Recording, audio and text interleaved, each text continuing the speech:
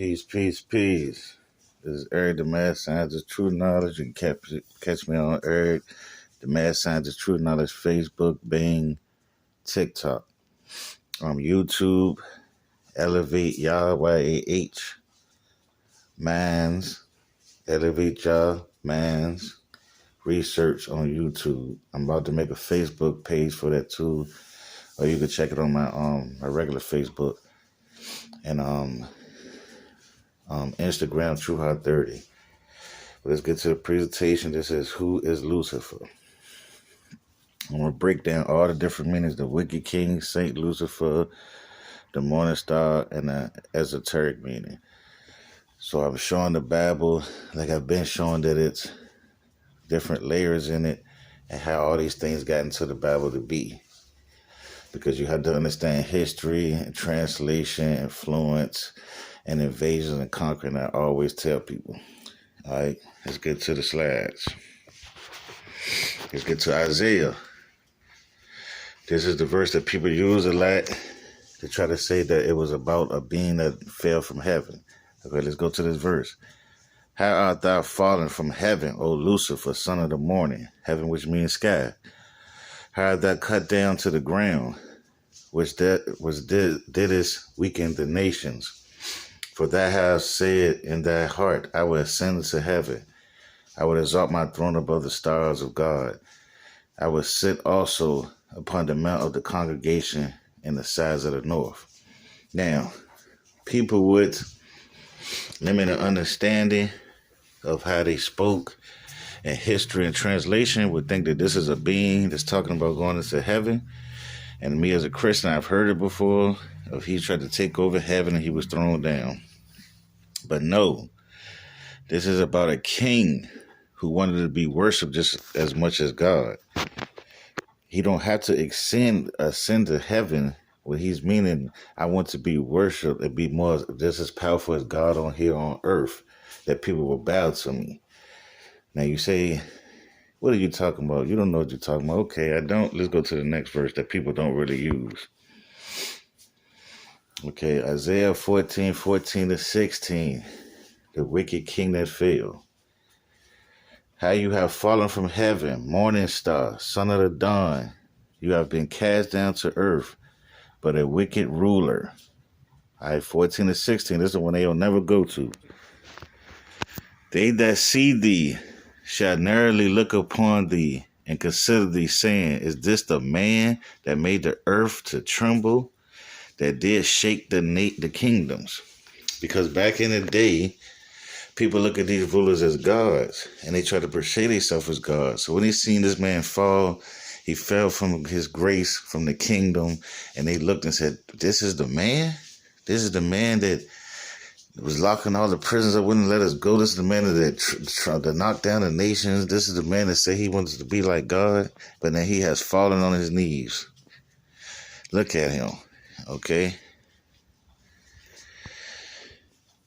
Now, let's go to how Lucifer, the name, was put into the Bible.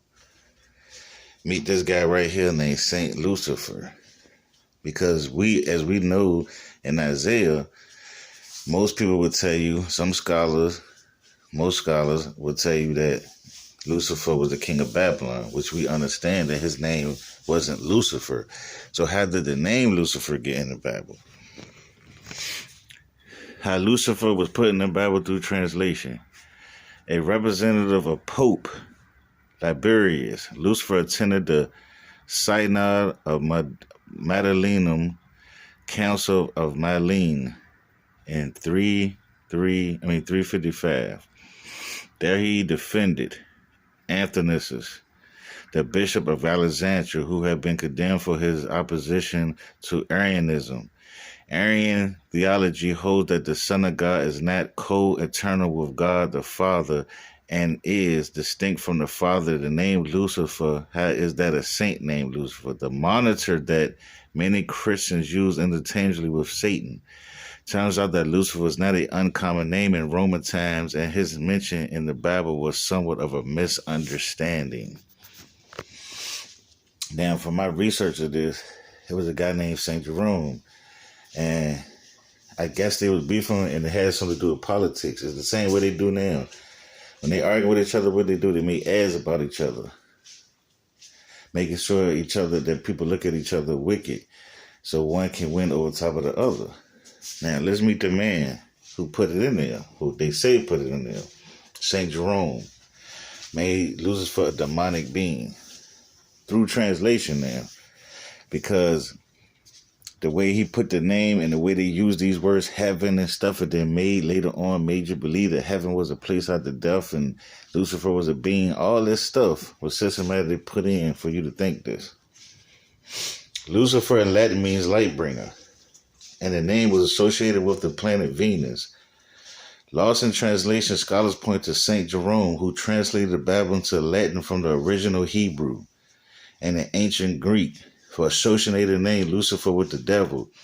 In the Vulgate Bible, Jerome translated Hebrew Hillel to Lucifer, light bringer.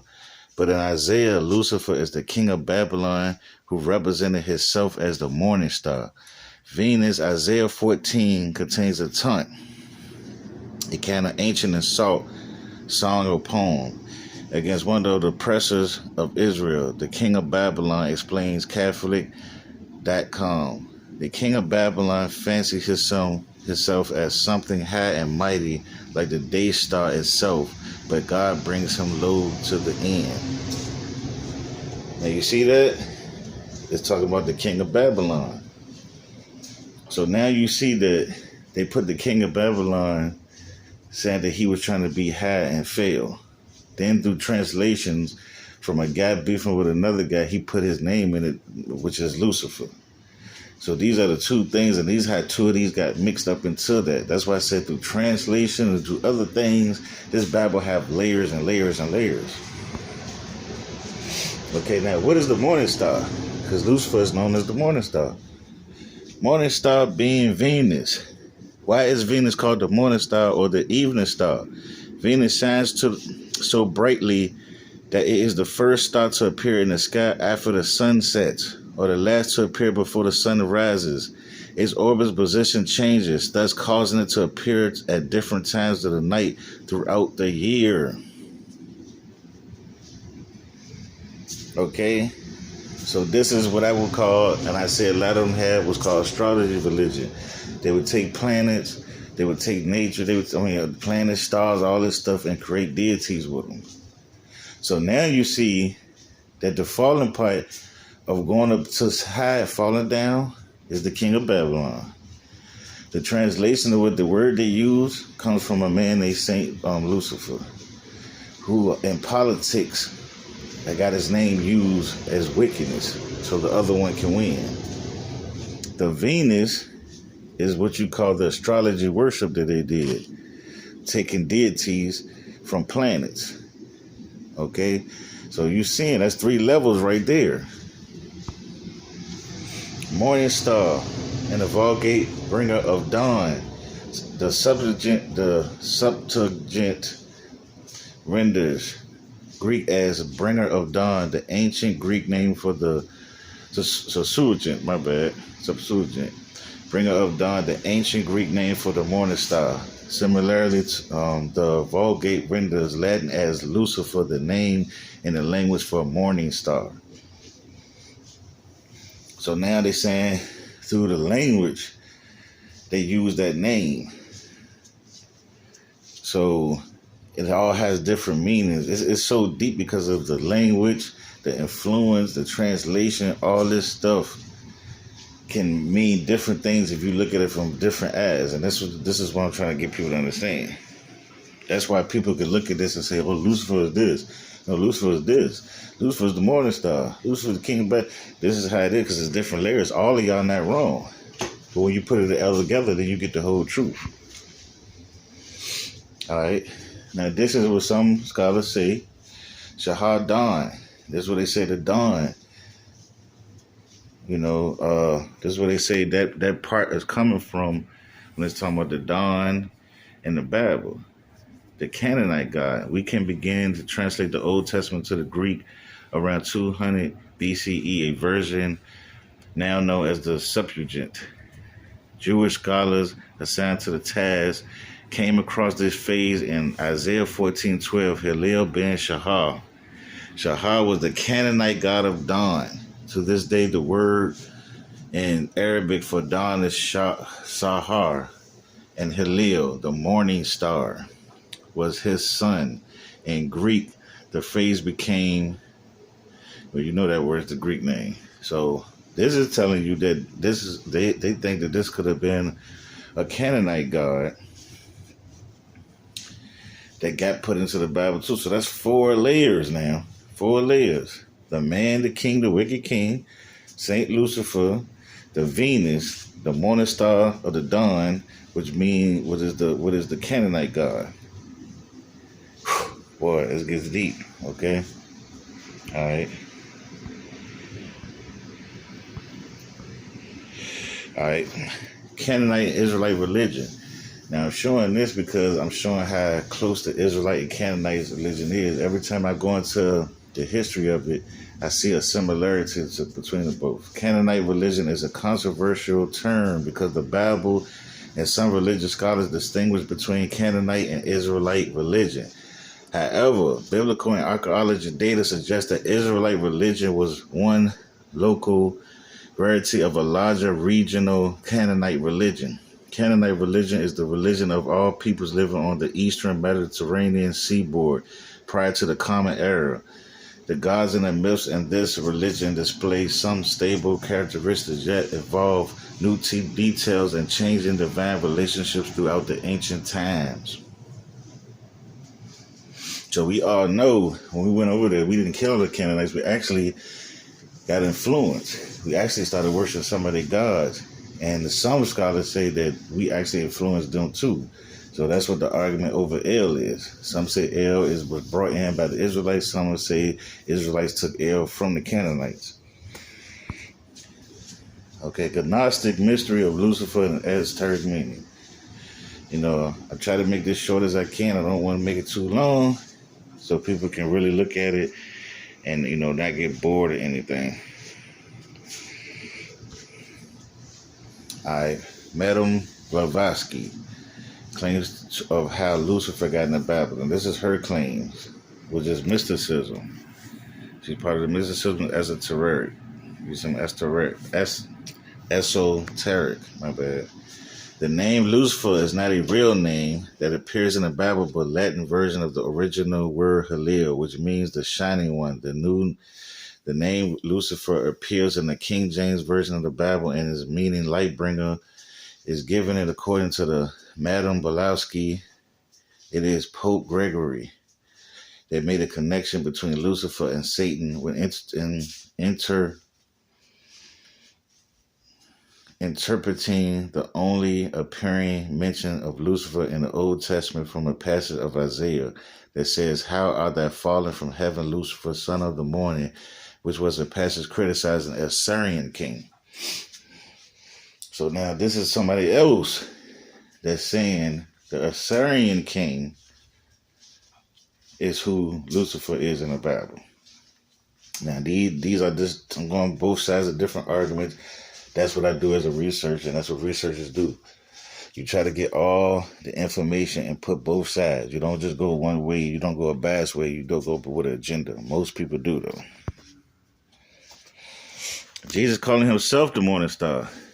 I, Jesus, have sent my angel to give you the testimony for the churches. I am the root of the offspring of David and the bright morning star. Why would Jesus make a reference to himself as being the antithesis of God? Why would he be associated anyway with Lucifer? We can find an answer to this question in the teaching of Samuel on Weir. Planet Venus is esoterically known as the planet of love, though as every planet has both positive and negative rays.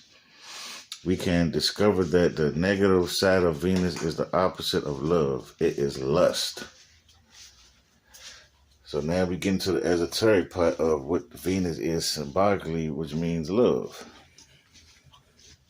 So it's meaning turning your state from lust to love, from high to low, from heaven to hell. From hell to heaven.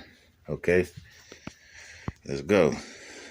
The light, illuminating and morning star. The light of lust is a false light that is mechanical and enslaving, whereas the light of love is true light that shines like a morning star, illuminating the way for initiates that thread the path. We can only make of it our guide when the transition is made from lust to love, because only then can we see its light illuminating the path in front of us and gradually illuminating and settling within our inner. The star is also known as the stellar Maris, the star of the sea, the beginning, the being Christ. So this is why he's saying he's the morning star that represents Venus, that symbolically represent love. So if you ask me, Jesus was part of mysticism. And if he was here today, you would call him esoteric. Okay? So y'all stop trying to use that word like it's wicked. Alright? Let's go to this, the Ark Hierophant. Now, P is going. I don't know how that happened. The Ark Hierophant. In one of the lectures, Samuel Onwera has said the following, that is Lucifer, but do not think in a anthropomorphous archangel. Lucifer is very individual. Each one of us has a particular individual Lucifer. Lucifer is one of the aspects of our eternal being, and in truth is the most important one. I would say that the duplicate of the third logos is ourselves, the shadow of Shiva, and the Ark Hierophant and Ark Magician, and the root of our actions, because it's one of the most important aspects of our beings, because he is the duplicate of our inner God. He fell in the darkness of this world and was transformed into the devil. So this is how you hear a lot of people say you was your higher self and you fell to your lower self. You was in heaven, you fell to hell, stuff like that. This is what this means. That's the esoteric meaning of it. And what they do is they show beings. Just like any other time, they show beings, and a being that falls, it's not talking about the character, it's talking about a fall of state. A fall of consciousness sometimes, subconscious, a fall of morals. Being godly to being a devil. This is why certain people say you are God and a devil, because you can be either one. You could be wicked and evil. You could do evil and you could do good. Luciferic figure, the inner self. A painting by Nicholas Ruich shows a group of higher beings associated with various spiritual traditions sitting together in the Himalayas, and among them is a green-skinned Luciferic figure, indicating that the darkness is used to further up the evolution of humanity. There are as many devils as humans being on the earth. Each one of us has his own devil, and this particular devil is black as coal, crystallized by the conductigator organ and the negative form, and the fire of fertility, the Luciferic fire.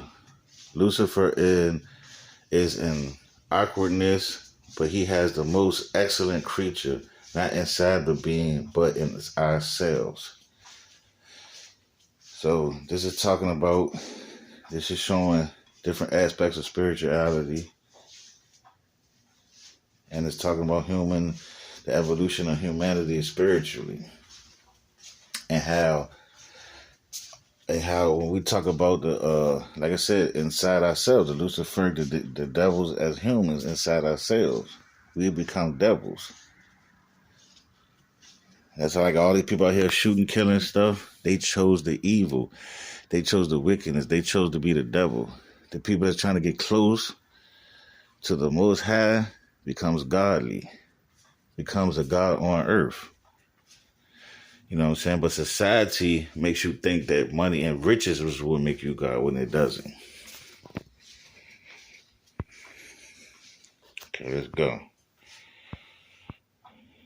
Outro. So now I've shown that Lucifer is a man, a wicked king who fell, also a saint that was put through translation, also broke down why he was called the morning star, and have shown the esoteric meaning of it. So y'all get into this stuff, man. Understand what y'all saying. Listen to what y'all saying. Study what y'all saying, because it could be deeper than what you think it is, okay? And I'm going to break down more stuff. I'm going to try to do the cherubim thing, because a lot of people say cherubim is the serpent. I'm going to get people to understand that cherubim and the serpent can't be the same thing. So I'm going to start breaking on these things, bringing truth back to the biblical text in the form of reality, so people won't stop looking at it as fairy tales. Okay? Peace out.